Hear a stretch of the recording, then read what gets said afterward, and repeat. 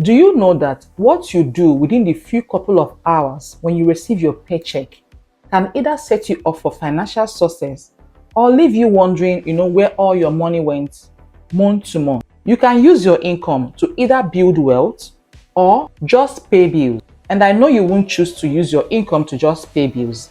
So in this video, I'm going to be highlighting 7 things you can do as soon as you get paid so you can be in control of your hard-earned money and reduce financial stress, and above all, to start building long-term wealth. If you're new here, hi, my name is Comfort. Here we talk about all things personal finance, business and self-development. So let's dive into the video. The first thing you need to do is to, keep track of all your expenses, because the problem is not really with how much you earn now.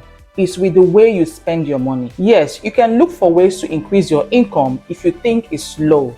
But the truth is that, no matter how much you earn, if you don't mind how you spend your money, you might end up being frustrated from month to month. By tracking your expenses, it helps you not to overestimate on what you can actually afford. And the aim is to keep your expenses below 60% of your take-home pay. Let's assume you make $4,000 every month. And of course, the government takes their share. Yes, it's called income tax.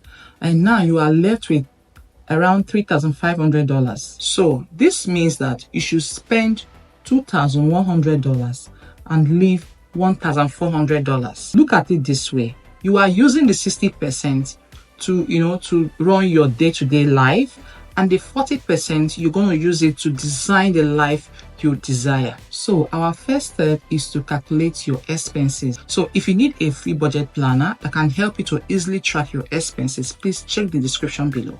Now we move to the next step. Now that you know how much you have left to design the life you desire, you will go ahead and open 2 accounts. The first account is checking account. In this account, you receive your salaries, yes, your income.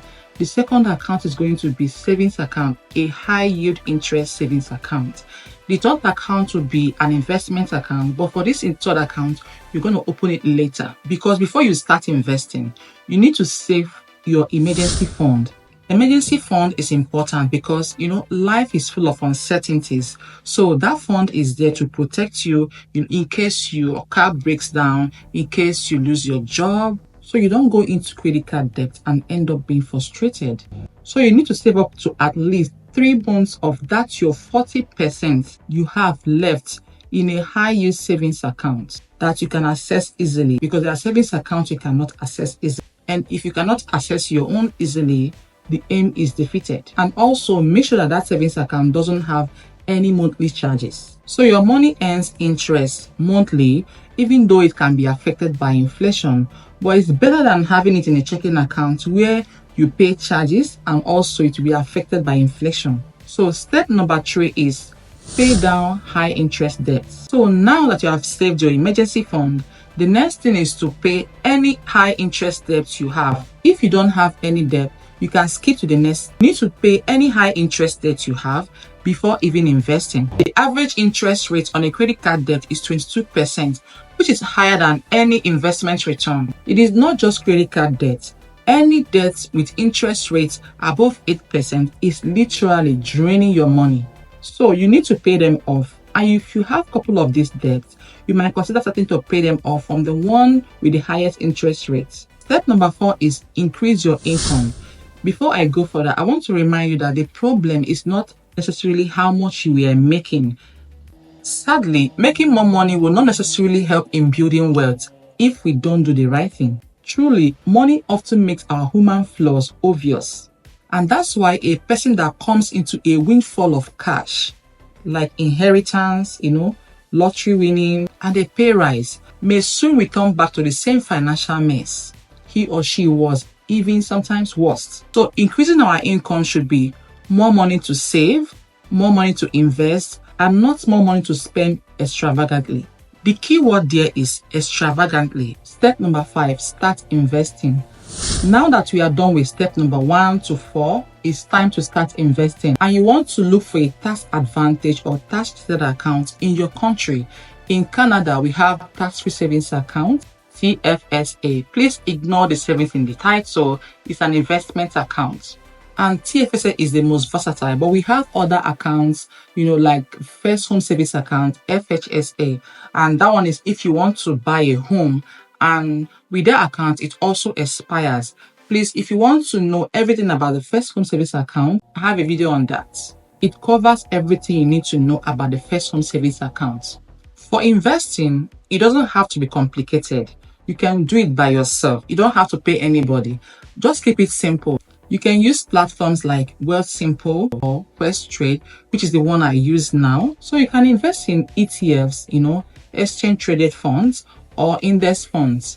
I personally don't encourage mutual funds, but hey, I'm not telling you what to do. But if you want me to do a video showing you the difference between mutual funds and index funds, please let me know in the comment section. But you also have to be mindful of the funds you invest in. Look for blue chip stocks. So when it comes to investing, the key there is to start early and be consistent, because that's how you grow your money. So this means keep buying no matter what. Whether it's raining out there, keep buying. Whether it's sunny out there, keep buying. No matter who is in the White House, keep buying. And I also want to mention that investing doesn't end with, ETFs or stock alone. You can invest in a good business. In fact, for over 2 years now, I and my husband, we invested in a cleaning business, and this is one of the best decisions we have made. At the right time, I'm going to make a video to explain everything you need to know to succeed in cleaning business if you're interested. Now, number 6 step is spending wisely or smartly. When it comes to spending, it's a whole lot.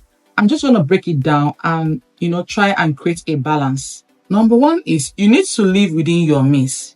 Depending on the level you are right now in your financial journey, what you are going for should be what you can actually afford, without having to worry about the money later. It doesn't matter if it's on sale or buy now, pay later. But listen, the goal is not for you to live small for the rest of your life, but for you to sacrifice for a few years of your life so you could build the life you desire and not to worry about money for the rest of your life. Number 2 is fun spending. I told you I will try and create a balance. So now that you are done with step number 1 to 5, you can allocate like 10 to 15% of your income for fun spending. Because you need to enjoy in the moment while building your wealth. Allocating for fun spending helps you not to overspend and lets you spend without guilt, because you're on top of your finances, you know what you're doing. Please, if you made it far on this video, please help me and hit that subscribe button. It will really mean the world to me. Thank you all so much for watching this video, and I will see you in my next one.